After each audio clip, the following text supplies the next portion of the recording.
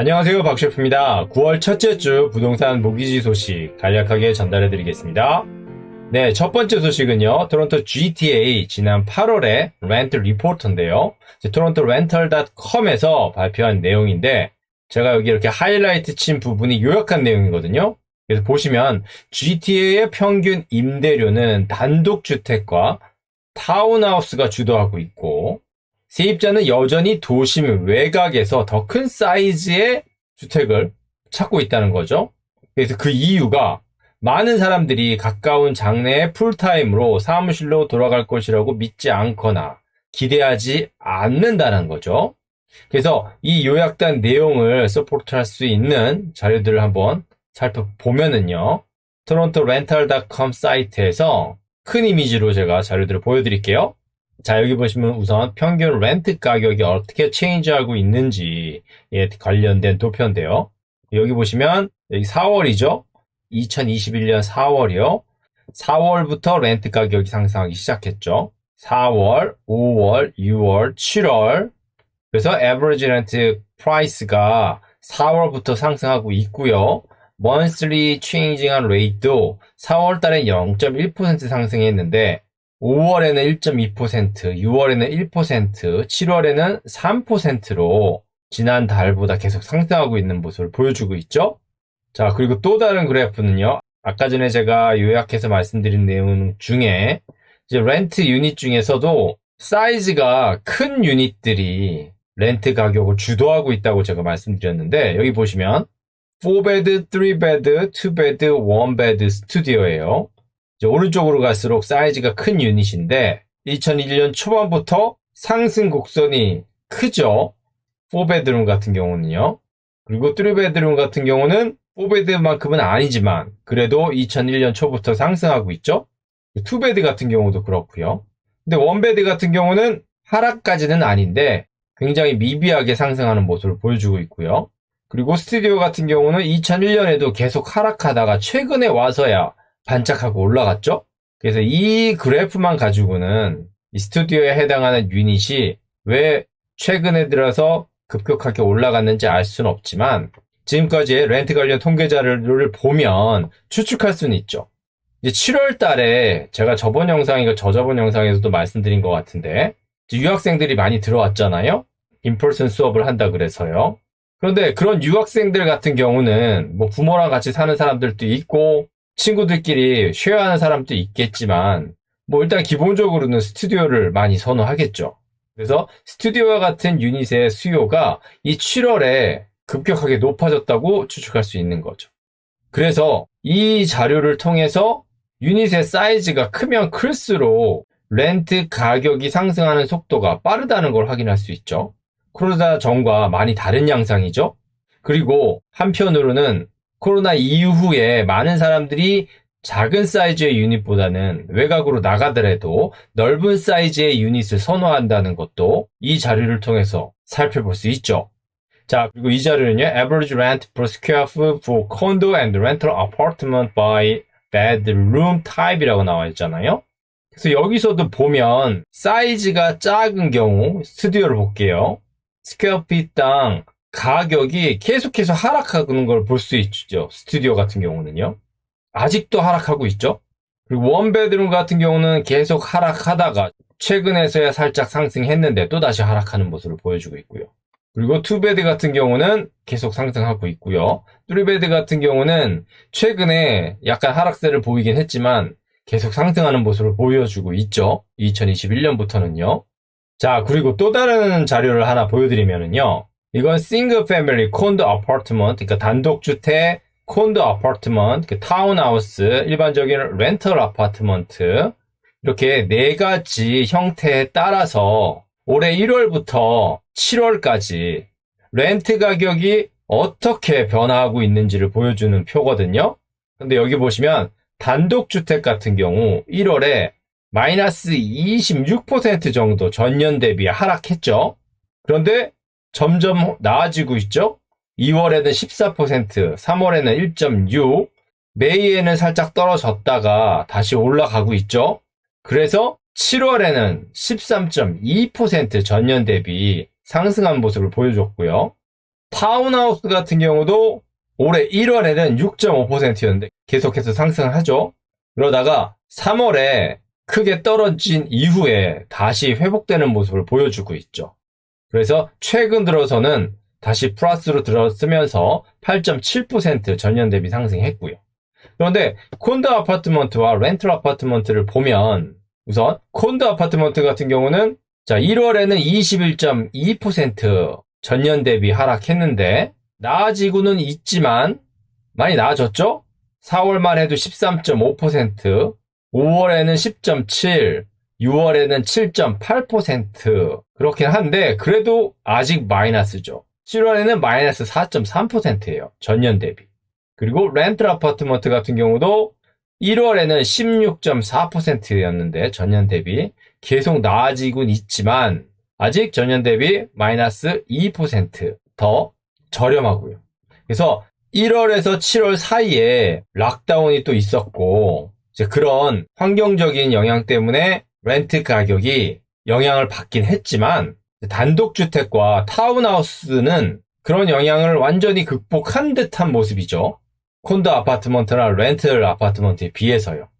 자, 그리고 이 이미지는 GTA에 있는 이제 해당 지역들의 평균 렌트 가격이 지난달에 비해서 얼마나 상승하고 하락했는지, 그리고 평균 렌트 가격은 어떻게 되는지 그 분포도를 나타내고 있거든요.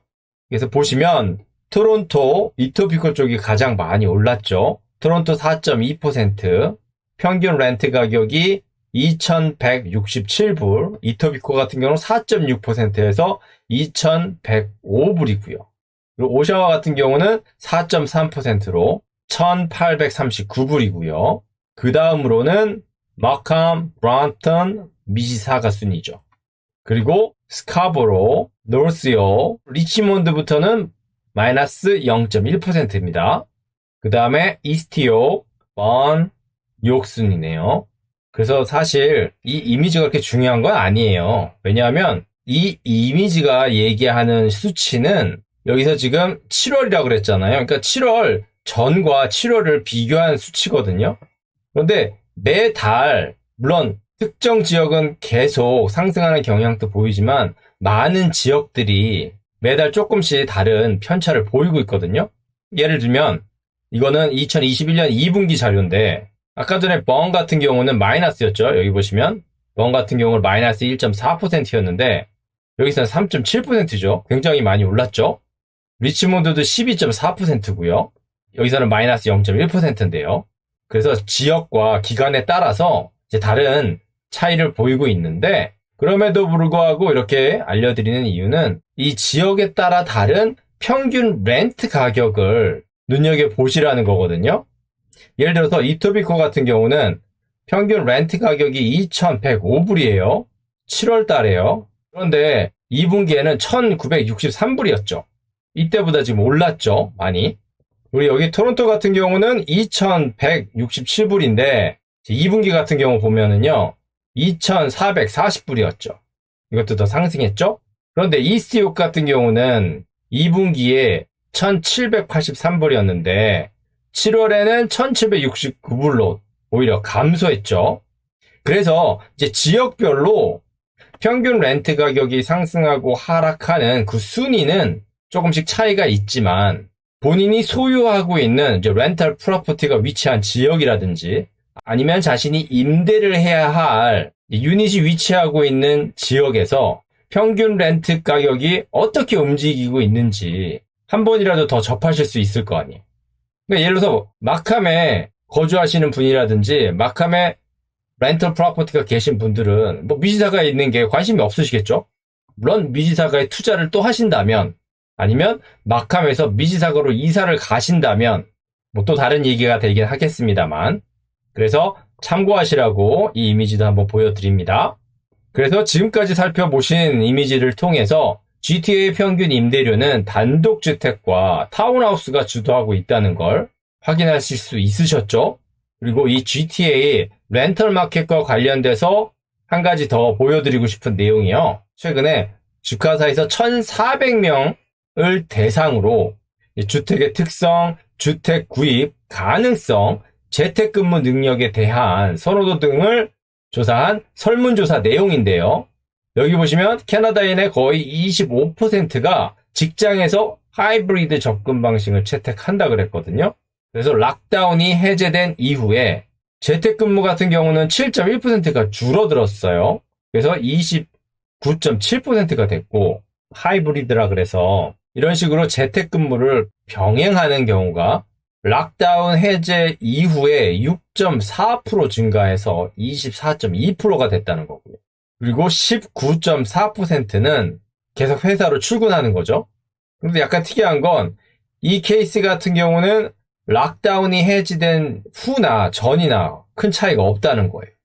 그러니까 어떻게 보면 코로나 상황이 초창기에 심각했던 상황처럼 직장을 모두 폐쇄한다든지 이제 이렇게 심각한 상황이 아니라면 20% 정도는 회사로 출근을 해서 일을 하겠지만 나머지 한 25% 그리고 30% 정도는 하이브리드나 아니면 재택근무를 계속 한다는 거죠.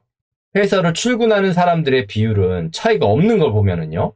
그러니까 이 설문조사에서도 확인할 수 있듯이 이렇게 많은 비율의 사람들이 재택근무나 하이브리드 접근 방식을 사용할 거라고 기대한다는 거죠. 그래서 여기도 나와 있는 것처럼 많은 사람들이 가까운 장래에 풀타임으로 사무실로 돌아갈 것이라고 믿지 않거나 기대하지 않기 때문에 세입자들이 여전히 도심 외곽에서 더 큰 사이즈의 유닛을 선호하고 있다는 겁니다. 자, 그래서 간략하게나마 GTA 광역 토론토의 최근 임대 보고서를 살펴봤고요. 자, 그리고 또 다른 소식은요. 여기 보시면 Canadian mortgage debt has never been riskiera고 적혀있죠. 그리고 유사한 소식으로 Equifax issue warning on mortgage debt이라고 나와있죠. 다 모기지 부채가 위험하다는 얘기죠. 그래서 여기서는 비즈니스 저널리스트인 다니엘 텐서가 한 얘기를 이제 영상으로 공유하고 있는데요. 제가 링크를 여기 달아놨거든요. 시간이 되시는 분들은 한번 직접 보시기 바랍니다. It's basically a mortgage that's 450% or more of your annual household income. 그리고 이 영상을 확인해 보시면 아시겠지만 이 다니엘이라는 저널리스트 발음이 한국 분들이 듣기에 굉장히 편한 발음이거든요. 궁금하신 분들은 한번 참고해 보시고요. 이 기사들을 정리한 내용들을 제가 간략하게 안내해 드리면은요. 아까 전에 그 다니엘이라는 저널리스트가 한 얘기가 주택 가격은 급상승했는데 소득은 그대로라죠. 그러니까 자산 가치 상승분의 대부분은 부채에서 시작했다는 거고요.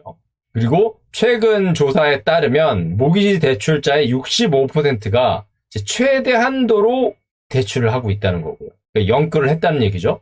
그리고 치솟는 주택 가격으로 인해서 빌리는 모기지 대출 평균 금액이 1년 전보다 22% 증가해서 35만 5천 불로 증가했다는 얘기고요. 그리고 브리티시 컬럼비아 같은 경우는 모기지 발행량이 86%나 증가했고요. 그리고 여기는 최근 인플레이션 비율이 3.6%인데 모기지 이자율이 변동일 경우 1.8%죠. 그러니까 반밖에 안 되죠. 그러니까 다른 걸 빼고 이 4번 항목만 놓고 보면 지금 모기지 대출을 안 받으면 손해보는 거죠. 빌리는 이자율보다 인플레이션이 지금 훨씬 더 높잖아요. 그렇죠? 지금 이 시점만 놓고 본다면요. 그리고 Don't trust lender about how much you can borrow and save라고 나와 있죠. 그래서 스트레스 테스트 많이 들어보셨잖아요.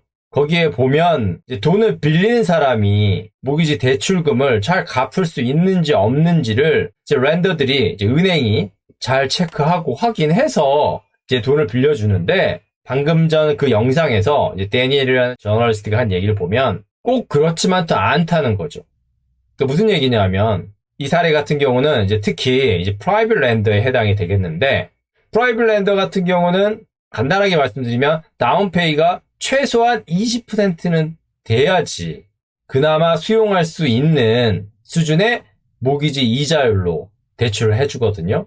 20%가 안 돼도 그러니까 다운페이 20%가 안 돼도 빌려주긴 하지만 그럼 이자율이 10% 넘어가죠. 10% 가깝던죠.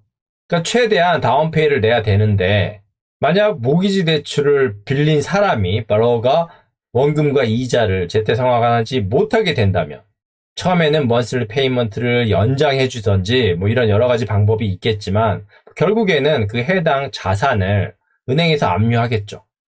그러니까 은행 측에서는 뭐 손해볼 게 전혀 없다는 거예요. 그래서 그러니까 렌더, 은행의 기준에 통과했다고 해서 돈은 빌릴 수 있었지만 스트레스 테스트를 패스했다고 해서 세이프하다는 건 아니라는 거죠. 뭐 그런 얘기고요. 또 하나는 제한이 없는 모기지 대출이라 그래서 최근 한국 같은 경우는 대출 규제 때문에 말이 많죠. 그런데 캐나다 같은 경우는 물론 한국과는 다른 상황입니다만 그런 제한이 없죠.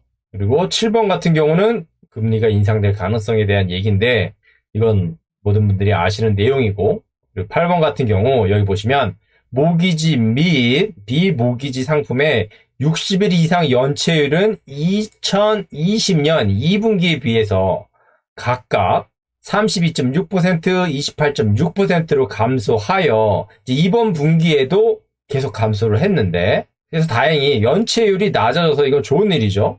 그런데 이번 분기 지급 불능 규모는 작년 최저치보다 높아졌다는 겁니다. 이게 무슨 얘기냐면 연체 이력도 없고 신용 점수가 양호한 소비자가 경고도 없이 파산 신청을 하는 경우에 갑자기 지급 불능 상황이 발생하는 거죠.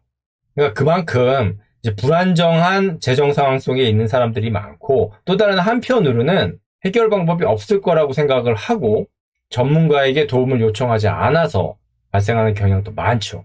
그러니까 어떤 분들은 연체도 하지 않고 어떻게 지급 불능이 되느냐고 말씀하실 수 있는데 생각외로 많습니다. 그래서 이번 영상에서는 최근에 렌트 시장 현황과 모기지 부채에 대해서 집중적으로 알려드렸는데요. 특히 이제 모기지 부채에 관련된 내용은 이렇게 부채가 많아서 위험하다고 제가 공포 분위기를 조성한 게 아니고요.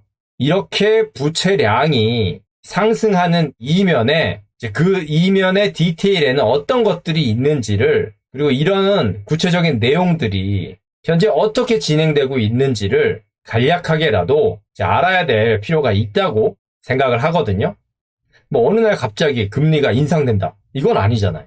언제 금리가 인상될지는 모르지만 이런 디테일한 내용을 계속 접하다 보면 금리 인상과 같은 변화 시점을 이렇게 모니터링하지 않은 사람보다는 보다 빨리 캐치할 수 있겠죠.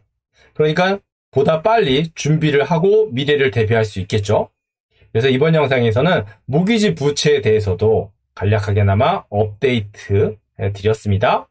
자, 그리고 여기 보시면 이제 GTA 주택 시장은 정점에서 계속 냉각되고 있으며 여전히 기록상 세 번째로 좋은 8월이었다라는 기사고요. 또 하나는 토론토 부동산 가격은 거의 1년 만에 월간 최대 하락폭을 기록했다고 나와 있죠. 이 두 가지 제목만 봐서는 두 기사가 무엇을 얘기하고 있는지 굉장히 달라 보이죠? 위에 건 냉각되고 있는데 기록상 세 번째라는 얘기고요. 그 밑에 건 1년 만에 최대 하락폭을 나타냈다는 거잖아요. 훨씬 더 부정적이죠, 두 번째 게요. 그래서 이 기사에 대한 내용들은 제가 다음 영상에서 최근에 토론토 부동산 협회에서 발표한 8월 통계 자료를 바탕으로 제가 다시 한번 정리해 드리도록 하겠습니다. 네, 오늘은 여기까지만 하겠습니다. 지금까지의 영상이 도움이 되셨다면 좋아요, 구독, 알람 버튼 부탁드립니다. 지금까지 박셰프였습니다. 감사합니다.